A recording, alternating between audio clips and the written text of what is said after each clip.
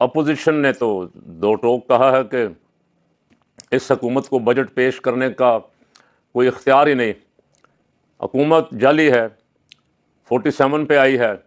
یہ کیسے کبھی کسی دنیا کے ملک میں ایسا ممکن ہو سکتا ہے کہ نہ لوگوں نے ووٹ دیے، نہ آپ جیتے، نہ کوئی آپ کا، نہ تینوں میں نہ تیروں میں، لیکن حکومت آپ کر رہے ہیں، اور جو جیتے ہوئے ہیں وہ جیلوں میں ہیں یا ابھی تک عدالتوں کے کرم و کرم پہ ہیں، انتظار کر رہے ہیں کہ کبھی ججوں کو جو حج پڑھنے گئے ہوئے ہیں رحم آئے گا اور ہمارا کوئی مقدمہ لگے گا، الیکشن ہم نے جیتا ہے، ممبر کوئی اور بن کے بیٹھا ہوا ہے۔ اس ملک میں اللہ تعالیٰ مہربانی فرمائے، اس طرح کا ظلم بھی روا رکھا جاتا ہے کہ ابھی تک سینٹ مکمل نہیں، قومی اسمبلی مکمل نہیں،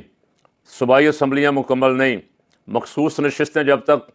اس پارٹی کو نہیں دے دی جاتی جس کا حصہ ہے، اس وقت تک اسمبلی مکمل نہیں، اور خیبر پختونخوا کا سینٹ کا الیکشن ہی نہیں کروایا جا رہا۔ اتنے بڑے غیر قانونی کاموں کے ہوتے ہوئے سپیکر، وزیر اعظم اور صدر اور سینٹ کے چیئرمین کا الیکشن کیسے جائز ہو سکتا ہے؟ یہ سوال ہے ان کا کہ جو اسمبلی ناجائز ہے، جائز ہی نہیں ہے، جو نامکمل ہے، مکمل ہی نہیں ہے،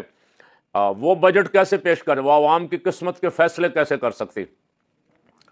تو اس پہ کچھ سننے والا عدالتیں سنتی تھی بات، عدالتوں کا اختیار ہوتا تھا، سپریم کورٹ کا ڈنگ اعظم نذیر تارڑ، بلاول اور شہباز نے مل کے نکال دیا۔ اب بے اثر ہو گیا سپریم کورٹ کے جج بیچارے اپنی اپنی نوکری بچانے کے لیے جو جیسا کہا جاتا ہے ویسا کرتے، ان کی مرضی کے بغیر نہ کوئی کیس لگ سکتا ہے، نہ کسی کیس کا فیصلہ آ سکتا ہے۔